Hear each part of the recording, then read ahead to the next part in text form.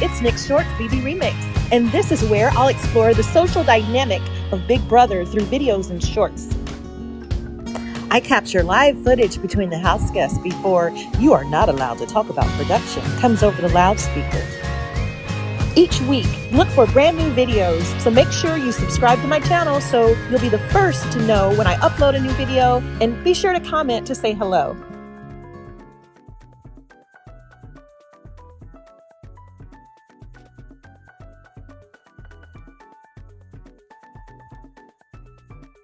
Maybe it's like Chicago, you from Detroit. The way we move is much different than the way they move, and things that we say and like that. You know, I just don't think that they built for it. I just think that I have to definitely, measure myself when I talk. You know what I'm saying? Because there's just certain things that I just know I would say, that, they would feel away. So, and, I don't know the full story with the Paloma situation. I was just getting the tail ends of everything, and it wasn't my thing to dig into. Okay, you're good. You mean the Paloma thing from today being brought up again, or when it was happening in real time? Yeah, when it was happening. But even to the fact that it was brought up again today, it was just like, I guess, obviously people still feel the way. So. Did I tell you what happened with Paloma? I just, so kind of, well, past it because I didn't want it to be like, I don't know, it wasn't even real beef or animosity or anything. I was hanging with the guys all the time the first week. I came downstairs and Paloma said, "Those guys are spending all the time together. I bet you they're going to have an all-guys alliance, and we need to be aware of that." And I said, "Don't worry, I spent a lot of time with them. They're not doing it." They're like, "I haven't heard anything, don't worry about it." Correct. Then I ran to Monty in the bathroom and I said, "Hey, the girls are nervous that you guys are gonna work together and come for the girls. Go talk to Paloma as like a ease her down, just so that situation." Right. And when he talked to her, he took it as, because we later spoke and cleaned things up, he took it as the girls are starting an all-girls alliance and they're coming after the guys because they think the guys are starting an all-guys alliance coming after the girls. And I'm like, I was like, what? As Pooch said, they did start Yeah. So who was really lying? Yeah, the guys didn't start then. Right.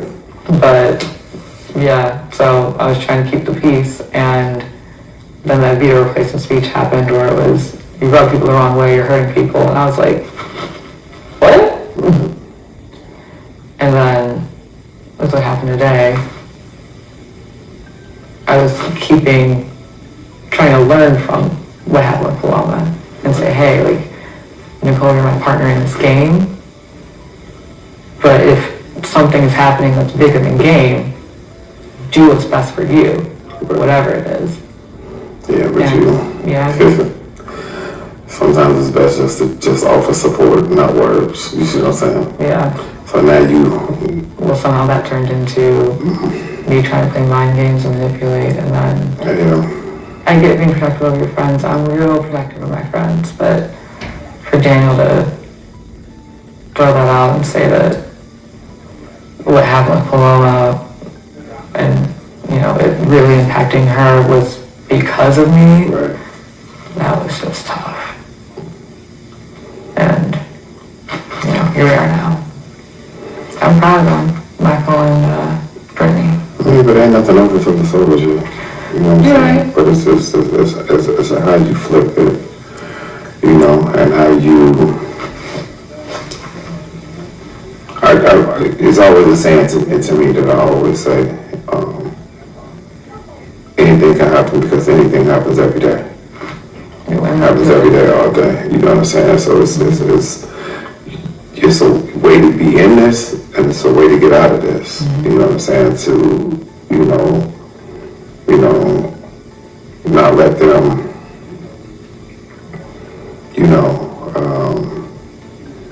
keep knowledge the same, but of course they won, so there's no way that they're gonna never just sit down on that block.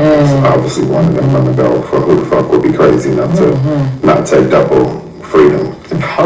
So, they're coming off that block. So there's no mystery about that part. The mystery that's still in limbo is who will go up in their place, and what argument would you have for them to go up that you could get, people to rally? Because how many votes would you need? And what, 12 people in the house? 13? How many minimum? Minus HOH is 12 people, so 7 votes. So you need 7 votes. Damn, it's still 7 votes? I thought Bruce needed 7. He only needed 6. He needed 7 because it was a odd number, now it's an even number.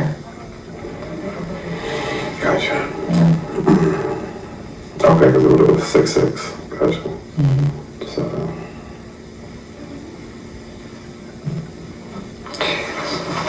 So if you, I don't know, you got Britt, you got me, so that's 2.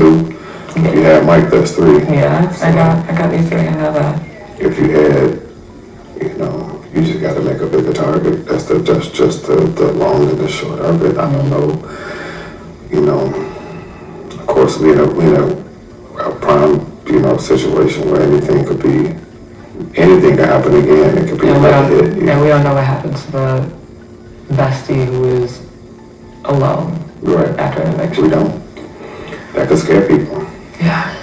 That could make people not want to go and be put on the block. You see what I'm saying? So the thing is, we just got a little time, and probably not immediately. You're not going to be able to talk to Daniel, so you're gonna have to work, everything around him. You still probably be able to have a conversation with Turner. I would have a conversation too with Nicole. Oh yeah, so I told her when we came in, I said, "Do I want to give you space? When you're ready to talk, let's talk." And she said, "Yeah, I do want to talk." So. Yeah. She's an absolute straight shooter. Yep. That's why I rock with her in the house. Yep. You know what I'm saying? So she's never been on, beating on BS, and that's her and Daniel, to be honest with you. So that's why I like them both. Yeah. That's why I was confused about that. It's gonna be like,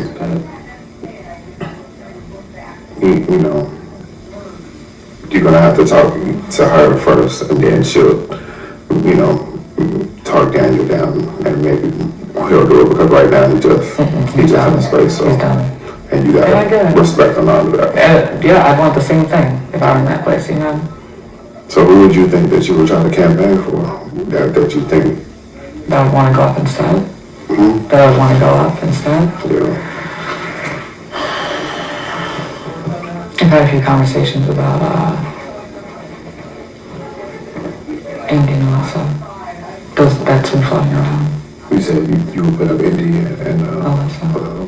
That's what was floating around when things were good for me and my group. For Indy to go. That could be great. I don't know nobody who wouldn't be on board with that. Your end with that is, I don't know how strong it is, but I know Monty kind of fell away about her bossing him around, so. But I don't know if it's enough to drive him to pull the trigger, so you have to see the thing now, G. You got to make yourself a whole ally and not a fucking enemy right now. Because right now everybody is looking at you as, one, an enemy, and 2, a threat. You know what I'm saying? They want you, you know what I'm saying? If it was a fluke. So let's say it was a fluke last week that you just happened to sit next to Pooch. You see what I'm saying? So, and just taking Pooch out, and then little thing to say, we can run it back and come back and get you. You see what I'm saying? So it's like now, it's like you got to be like, yo, I'm more willing to work with you towards the bigger picture than not to, because just me and you and, you know, whatever you got, we're not going to make it alone. We need allies. And we better together with them than we are apart. Because if you make it too easy, we not going to, you know what I'm saying? If we make it, then it's like, and they're just going to take us out too. Right. So it's to the point where it could be like, yo, this is a person that, you know, we could all have a good taste in our mouth about. Go ahead, let me prove to you that I'm an ally, you know, in whatever possible, and don't waver on that. You know, really do it. You feel what I'm saying? And I think if you could. But you gotta let me know how you think about that. It's the only option I have. And people already have that taste in their mouth. Yeah, but it could work. I'm gonna put some spice out there, and I'm gonna see what I could drum up. I appreciate it. But you do gotta start standing down. All this fighting and some slick talk. I even tried to fight. I know, but I don't know. Yeah, you know, I don't even know. You have a conversation with that. You don't tell him that you turn it into a new person just because you can. Like, Is that how you, oh my God.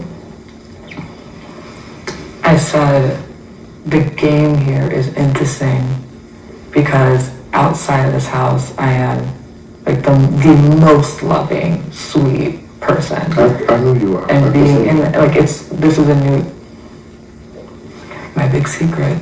I'm in Miss Congeniality at Miss USA.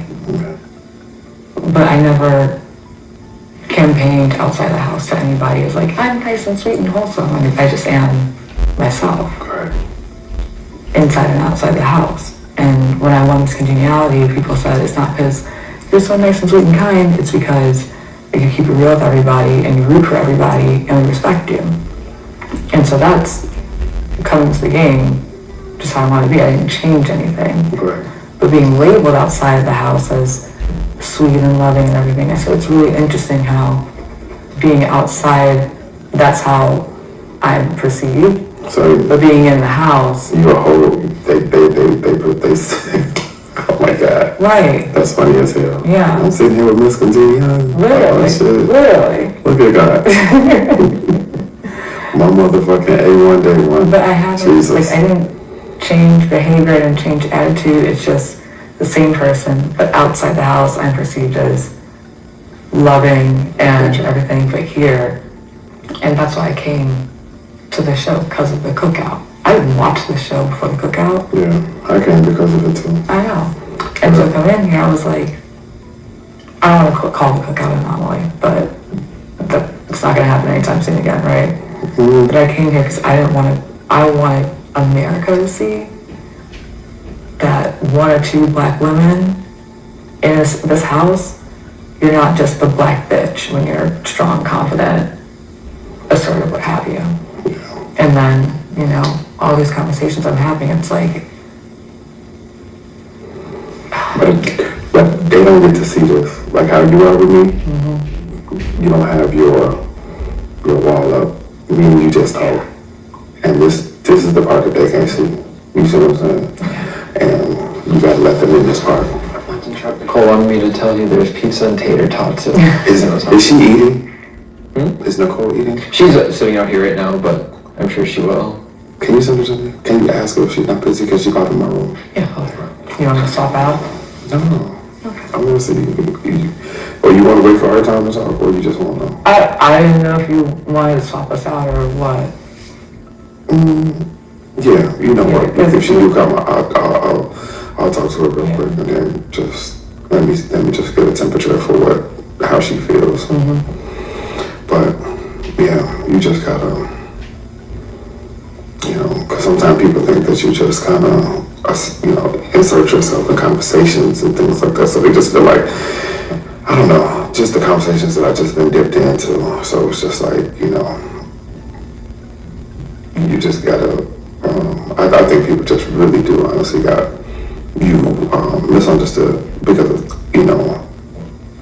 and it's just how we are as how we grew up, and differences that they don't move like us. They don't come from where we come from, and that type of vibe. So, and that was one reason why I came on the show, because there ain't nobody like me, or came from where I came from, or moved the way I moved. All these little cities and towns that they live in, and it's like, yo, I don't, recognize that. That ain't, where I'm, how I get down, and the people I see on a normal day basis in my life.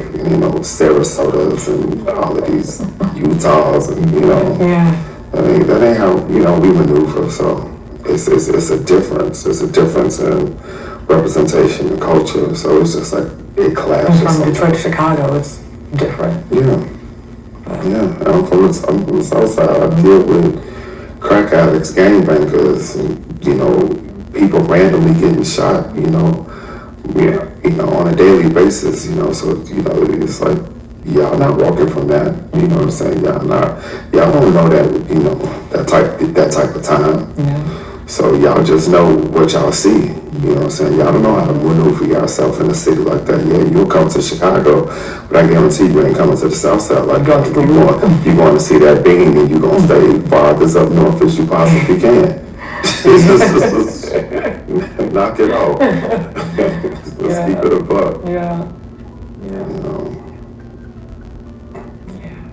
So. Man, all right. Yeah, she's like,